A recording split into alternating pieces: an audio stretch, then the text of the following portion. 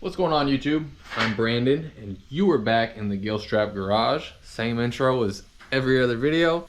I said in my last video that I was going to be getting into some of the wiring on this bike this weekend, and here it is. It is this weekend, and it is time to tear into this filthy old girl and address that wiring that's back there. I'm going to start by pulling off our windshield, maybe pulling off the headlight assembly, hanging that down, and I'm gonna cut open some of the insulation on that harness there because I want to change that up a little bit anyway. And then I'm gonna kind of come up with a plan on how I want to attack this. I haven't really figured that out yet. It was just gonna be one of those figure it out as I go kind of deals. So let's throw you guys on the tripod and tear into this thing. I've had some people ask me why I don't go with the T-Sport fairing again like I had on my last bike. And it's not that I don't like it. I really dig the look of this windshield. And I noticed with the T-Sport fairings, that wobble is amplified or created or magnified, I don't know what you would say, at higher speeds. It just doesn't really take care of the wind that well. Now, on my last one, because it was so bad at high speeds, I got a buffeting kit to space the windshield from the fairing a little bit on the T-Sport fairing, and it did help a lot, but it never really went away.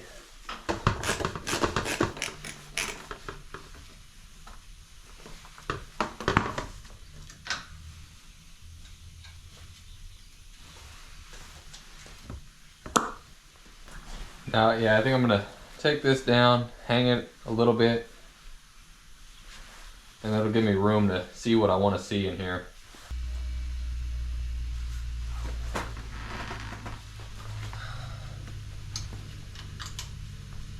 I don't know where my 1/4-inch socket disappeared to. So regular old Allen wrench it is. Smells like Loctite. I would explain the struggle to take these out with a little Allen wrench.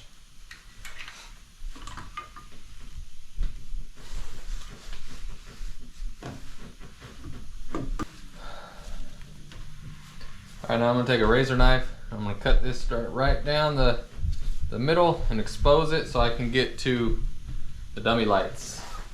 Try to do this without cutting a bunch of wires.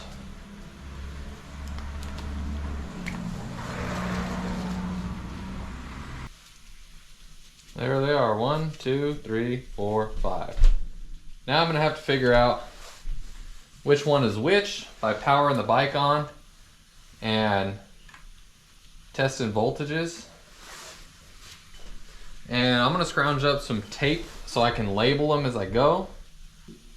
Yep, let me do a little prep work and then we'll start testing and see what we got. Now I could probably look at the schematic and see what the pinouts read. But then you're kind of trusting that nothing got changed on this bike in the last, I don't know, what, 18 years? And that's kind of hard to do. So now I'll get my multimeter and I'll get a marker. I'll power on and I'll function test turn signals, neutral light, my bright switch. Then that'll leave me with, let's see, neutral, turn signals, brights, then the one that I can't test, or maybe it will be lit up with just key on, would be my oil pressure light or something like that. I just thought about it. I won't have to use my multimeter if I get one of the good bulbs that I just took out, then that'll give me my power even easier. I just hope one of these lights work because I know a bunch of them are burnt out. So that one's lit right now. Could be neutral. That one's lit right there. So one's my oil light, one's a neutral. Let me make sure my bright switch is off. Let's take a gamble, see if that's my neutral. I'm gonna pop it in gear. Hey, look at that, lucky guess. That one's my neutral light. So I'm just gonna put an N for neutral. The other one lit up should be my oil or engine light.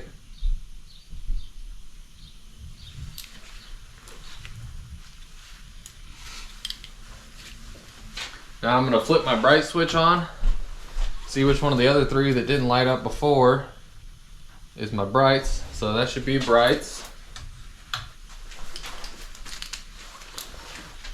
BRT for bright.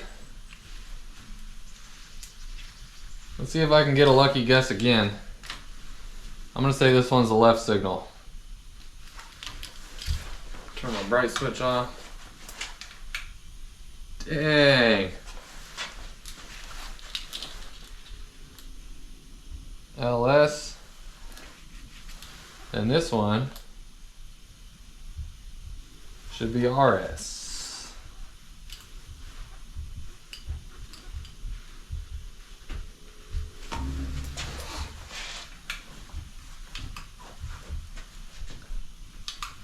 Well, that was easy.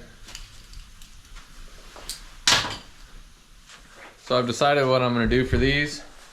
I've got these 12-pin Dutch connectors. And I've got another one down here. This one's also a 12-pin. I'm going to pin them up that way because these things are super easy for serviceability and troubleshooting. I'm going to have all the male pins on this side and all the female pins on the harness side. And the reason I do that is because the power supply side, when they have the female pins, is really easy to troubleshoot. If you got to stick a meter in there, the leads just slip right in. It's a lot easier than trying to hold it on the male pins and kind of dancing around the male pin when you can just stick that lead right into the female side. Makes it super easy. So I'm going to cut these back a little bit and I'm going to crimp on all of the pins. These wires are pretty thin. I would anticipate that I'm going to have to fold them over once.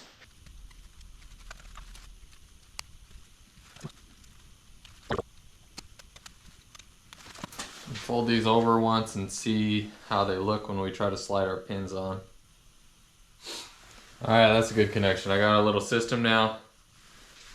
Cut away to me doing this 11 more times. No, 8, 10, 9 more times, and I'll show you what we're working with.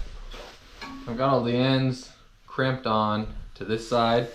I just cut the bulbs. I just cut the bulb sockets off of the harness side, the OEM side. Now, let's do it one more time. These wires are a little thicker, should be a little bit simpler process. Now, I guess I can put this side in the connector. I'm not gonna put this side in the connector because I'm gonna be tearing it right back down pretty much so I can get the stuff off the powder. I'm gonna need to wire loom, split loom these. No, I can hook it up because I'm gonna take it apart at this end here. So yeah, we're good. I'm gonna get this side in the connector and I'll make a little legend for myself. I'm gonna pay attention to how I do this. Let's see, where's 1? Okay, we'll start with 1. And then the opposite side, 12 will be the positive. So positive or negative on my left, positive on my right. Okay, I'm gonna start making the legend here. So 1 is BRT NEG, 12 BRT POS. Left signal, 2 LS negative, 11 LS positive. And now we have our right signal, 3 RS negative, 10 RS positive. Neutral, 4 neutral, negative, 9 neutral, positive. And the last one is our oil light, or engine light, I guess I'll call it. All right, now let's see if I turn it on and short set them out. Hell yeah. Here's a close-up of the wiring here. This is the OEM side. This is, of course, the side to my LED lights. Let me power it off real quick so you can see it come on. We've got our neutral light here, our oil light here, turn signals. I'm gonna hit the right. I'm gonna hit the left. Brights. And let's see if our neutral light comes off when I throw it in gear. Beautiful. I dig it. I would definitely call that a success. That turned out ideally exactly how I wanted it. Now we are still gonna have to clean all of this up. I've got some split loom to match this. We're gonna get all that tucked away nicely, but it's kind of pointless to do that right now when this is still gonna have to be uninstalled and then reinstalled so I can get these to powder coat. The only other thing I gotta do for running power here, but it's not as important to have all the bars and everything hooked up, is fish my power down to where I want it so I can hook up this 12-volt socket. I still don't know exactly how I'm gonna do that yet. I think I'm gonna try to get some wire, feed it through all the way through the frame, come out under the seat into the fuse box, and have that on its own independent circuit, because I don't want that causing any problems. So, and I think when I do that, I'm just gonna pull a tank off because I'm gonna be doing some valve train work. Still lots to do, but definitely making good progress. I'm happy with that. I'm hoping those little lights aren't too bothersome when I'm riding at nighttime. They're kind of bright. And another thing I'm worried about too, which is why I wanted to take the time to not hardwire these in. I wanted these easily serviceable. These were cheap Chinese Amazon lights, and there's probably a good chance that they are gonna fail on me.